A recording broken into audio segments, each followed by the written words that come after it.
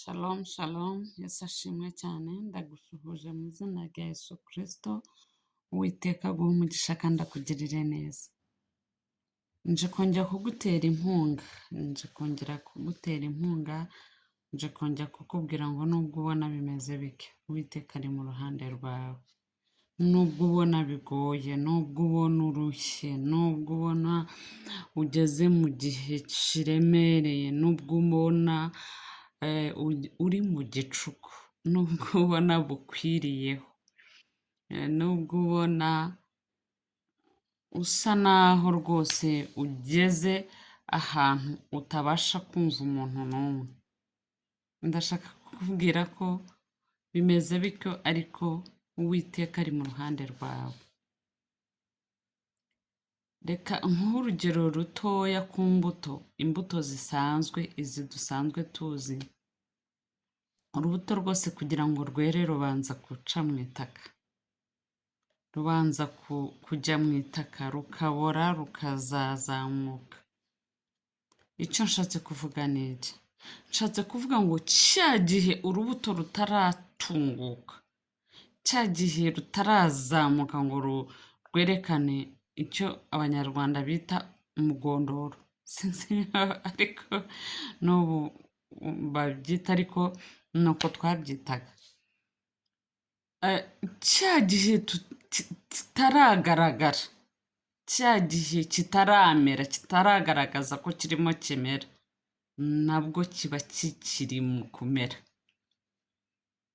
Nubwo bigoye, nubwo kigeze mu gihe kitarimo kugaragaza ko hari impinduka yabayeho, iyo umuntu ari kubiba cyangwa se iyo umuntu ari gutera imbuto runaka, hari igihe kibamo cyo guceceka, hari igihe kibamo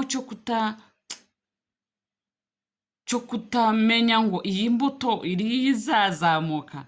Hari igihe kibamo cy'umuhinzi kuba amaze gushyira imbuto mu itaka ataramenya ngo ese iyi mbuto izazamuka, ese imbuto nateye niyo koko, ese koko ubu butaka buzemera buzamura iyi mbuto.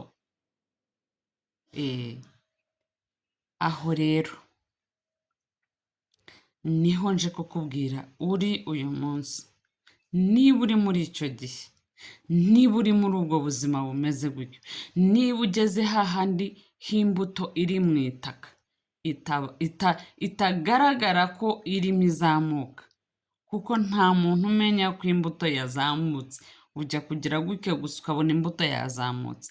Ntabwo urara ucungana nayo ngo urebe uko bizagenda izamuka ryayo. Ni ukuvuga ngo nubwo turi mu bihe bisa n'ibigoye, nubwo uri mu bihe bisa n'ibiremereye, komeza usenge,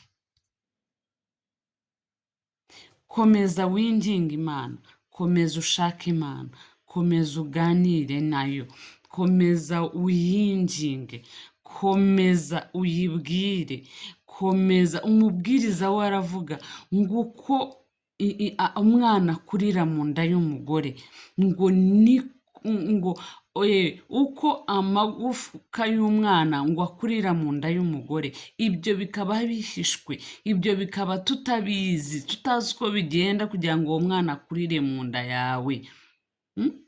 Niko n'Uwiteka agenda yigizayo, agenda akora bya bindi, ibyo watekerezaga ko bidakunda bikazakunda. Uri inshuti nziza, ndakugira inama yo gukomeza gusenga, nubwo bigoye, nubwo biruhije. Ndongera kukubwira ngo Yozefu iyo aza kureba ko ari mu cyobo, iyo aza kureba ko bakuru be n'abandi bamugurishije, iyo aza kurebera aho ngaho akagumaho, Yozefu aba yarapfuye atageze kuba umwami, aba yarapfuye atageze kuyobora, aba yarapfuye atabaye prime minister. Ariko ndashaka kukumenyesha ko nubwo igihe cyose Yozefu yari ari muri bya bibazo, ntabwo yigeze yibagirwa ko azaba umuyobozi, ntabwo yigeze yibagirwa ko Imana yavuganye nawe, nubwo turi mu bihe byo kugora, nubwo turi mu bihe bituruhije, nubwo bisa naho upfundikiye, nubwo usa naho uri munsi y'ibigupfundikiye, ariko ndakumenyesha ko igitondo kimwe buzacya.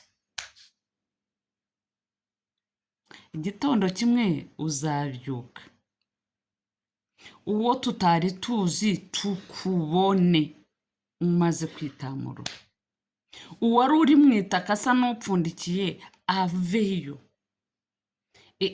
agaragaze ko yameze. Ndashaka kukumenyesha ko kumera kwawe ni ukuri, ni ukuri. Kumera kwawe bizagaragara igitondo kimwe.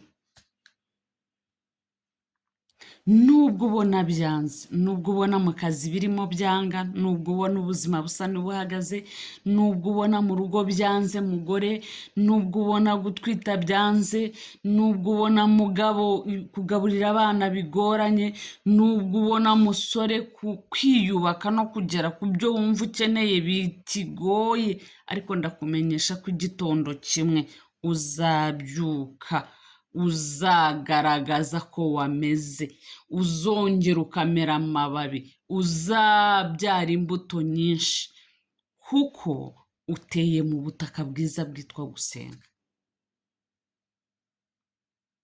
Ndagusaba ngo gusenga bigire ubuzima bwawe.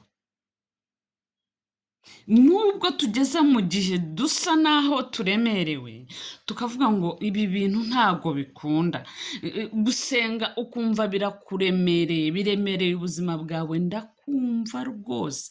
Na Yosefu ari mu cya gihe igihe yari ari mu rwobo, ntekereza ko gusenga bitari hafi cyane, ariko arakomeza. Uwasezeranyijwe kuzayobora abandi arabanza aba umugaragu, nako nta nubwo yari umugaragu, yari umuja. Ndakubwira ngo komeza, wicika intege, wibireka, senga, apurayinga niba udafite akazi, senga, kora ibishoboka byose, ariko usenga.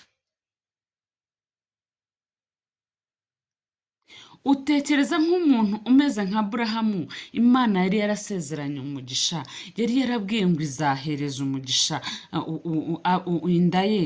Utekereza ko igihe yari amaze kugeza imyaka 90 yari agifite icyizere cy'isezerano Imana yari yaramuhaye? Ariko kubera ko yizeye Imana, aravuga ati jyewe ntabwo nzava ku cyo Imana yavuze. Hari ibintu Imana itubwira, kandi ibyo bintu Imana itubwiye irabisohoza, kuko ijambo riravuga ngo ntabwo ari umuntu. Imana si umuntu ngo ibeshye, si umuntu ngo yibagirwe ibyo yatubwiye, si umuntu ngo iteshuke, si umuntu ngo ivuge ngo ariko kanaka icyo yavuze ku buzima bwawe, icyo yakuvuzeho, umushumba icyo yakuvuzeho, umukozi w'Imana icyo yakuvuzeho, muririmbyi icyo yakuvuzeho, icyo Imana yavuze ku buzima bwawe, tegereza wizeye kandi utavuye mu mwanya. Tegereza wizeye kandi utavuye mu mwanya. Komeza wizere Imana, ukomeze usenge isengesho ryo kubwira Imana ngo ndaho twavuganye, ndacyagutegereje. Ikibazo Imana ijya kudusubiza igasanga twaragiye, ntabwo tukiri mu mwanya twasengeyemo. Niba warasabye akazi ijya kugusubiza igasanga waragiye, wishyize mu kandi. Niba warasabye umwana ijya kugusubiza igasanga waragiye, wagiye mu bandi bapfumu, wagiye kuzana izindi mana. ariko ndakubwira ngo nukomeza ugategereza ukaguma ku ijambo Imana yakubwiye, ni ukuri igitondo kimwe